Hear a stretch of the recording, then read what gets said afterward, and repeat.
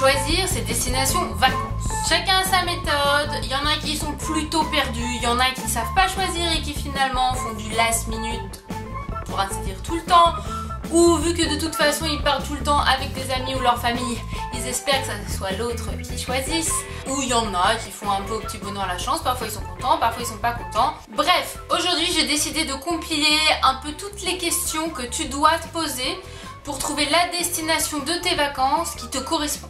J'ai divisé ça en deux choses, ce qui m'inspire et la faisabilité de la chose quand même. Puisque sans argent, du tout, rien que dalle coachi, ça va être compliqué. Hein.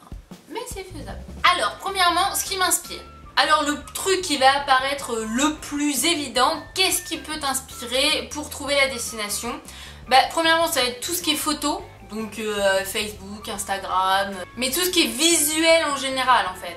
Donc ça pourrait être dans un documentaire, un film, des affiches pour promouvoir une destination, un spot sur internet ou n'importe quoi. Qu'est-ce qui peut t'aider aussi? Une discussion avec des amis, des connaissances, en parlant d'un pays quelconque. Mais sinon, est-ce que tu cherches un mode de vie en particulier?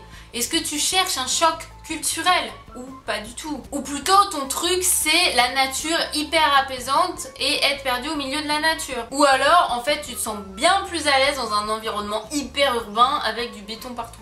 L'autre question que tu dois te poser aussi c'est qu'est-ce que tu aimes et qu'est-ce que tu détestes? Donc tu peux te poser cette question par rapport à la nourriture parce que tu vas pas y échapper hein, sauf si tu vas dans un hôtel 4-5 étoiles et que tu comptes faire pension complète là-bas. Ça va être difficile de manger exactement la même chose que chez toi. Mais aussi, qu'est-ce que tu aimes et détestes faire? Peut-être que tu détestes faire de la marche à pied. Peut-être que tu es un dingue de sortir en bateau. Une autre question aussi hyper importante. Est-ce que tu veux voyager, découvrir, en gros partir à l'aventure? Ou plutôt te détendre, farniente total? Si t'es hyper méga stressé, que t'es hyper fatigué, que t'en peux plus de ta vie, peut-être que ce dont tu as besoin, c'est de te poser. Parce que concrètement, quand tu pars à l'aventure, quand tu pars voyager, c'est rarement reposant et tu risques de rentrer fatigué. Alors après, c'est quelque chose de discutable puisque j'en ai parlé dans une vidéo précédemment que je vais te mettre dans le petit lien au-dessus. Là, ou là. Ça reste discutable puisque moi par exemple partir faire des vacances en vélo ou à pied c'est hyper crevant physiquement mais au final ça me fera énormément de bien et je serai peut-être hyper fatiguée physiquement mais hyper reposée mentalement. Donc ça reste que discutable, regarde ma vidéo, tu comprendras mieux. Une option aussi pour changer tes vacances, peut-être que tu as l'habitude tout le temps d'aller dans un certain type de pays et que tu es à court d'idées. Ce qui peut te permettre d'aller découvrir de nouveaux pays, c'est de faire en fonction des événements. Par exemple, il n'y a pas longtemps, j'ai rencontré un couple.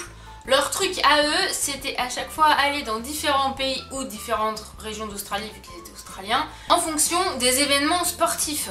Donc, il y avait le tournoi Destination dans telle ville. Ils allaient là-bas et en même temps ça leur permettait du coup de découvrir aux alentours. Il y a Wimbledon, du coup ils décident d'aller à Londres à la période de Wimbledon parce que c'était des gros fans de sport. Alors évidemment le problème c'est qu'en plus il faut réserver vachement à l'avance parce que tous les hôtels sont pris et tout coûte beaucoup plus cher qu'en général. Mais ça peut être une manière de découvrir le pays différemment ou d'aller dans des pays auxquels tu n'aurais jamais pensé. Genre grâce au JO quoi. Et donc l'autre option aussi c'est de faire en fonction de tes passions. Par exemple, t'adores le golf, tu vas aller en Écosse. T'adores le foot américain, pourquoi pas aller aux États-Unis en fonction de ça. Donc là, je reste au niveau du sport, mais je sais pas, t'adores Vermeer, t'as toujours adoré Vermeer, t'as lu le livre La jeune fille à la perle, et pourquoi pas aller aux Pays-Bas. Donc tu vois, des choses comme ça. On passe à la deuxième partie, la faisabilité de la chose. Donc le premier truc qui me paraît quand même assez important, c'est la date de tes vacances que tu as bien posée, à un moment donné que tu vas devoir poser et que tu sais que tu peux plus à cette période qu'à cette période-là, vs le climat. Tout simplement, je vois pendant le mois de janvier en Australie, on s'est tapé jusqu'à 45 degrés à l'ombre. Hein. tu peux kiffer, ça peut être grave ton truc. Mais ça peut être aussi un calvaire parce que tu supportes pas du tout la chaleur et du coup tu vas pas apprécier du tout ton voyage. Alors oui, t'avais envie d'aller dans le New South Wales pour tes vacances de cette année, mais peut-être que vu que tu peux pas déplacer tes vacances, c'est peut-être une meilleure idée de repousser ça et d'aller dans un autre endroit que t'apprécieras plus par rapport au climat. Parce que l'idée quand même, c'est pas que tu subisses tes vacances. L'autre point évidemment incontournable auquel tout le monde pense, c'est le budget. Tu peux avoir hyper envie d'aller en Alaska.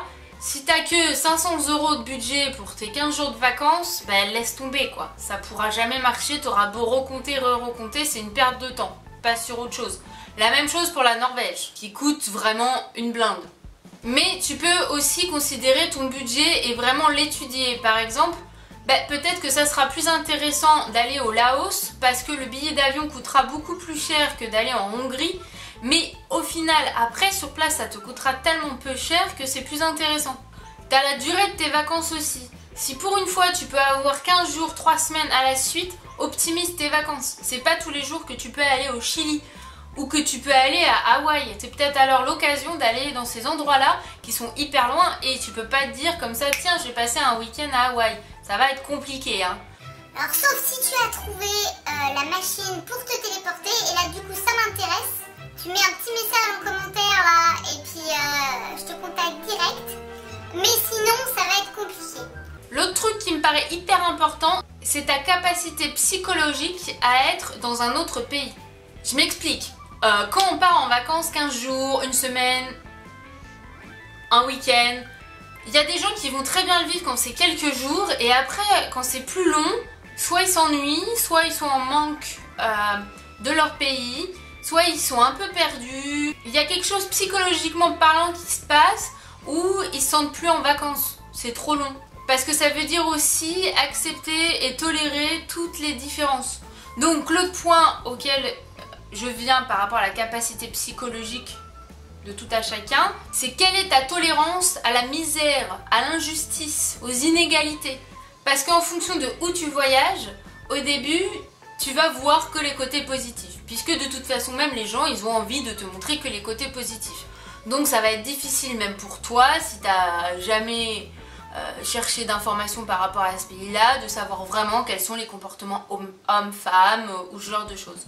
Sauf que plus longtemps tu y restes, plus tu vas te rendre compte de certaines choses. Bon, après, si on prend l'exemple de la misère, en général, ça se voit assez rapidement quand vraiment la misère est assez présente dans le pays.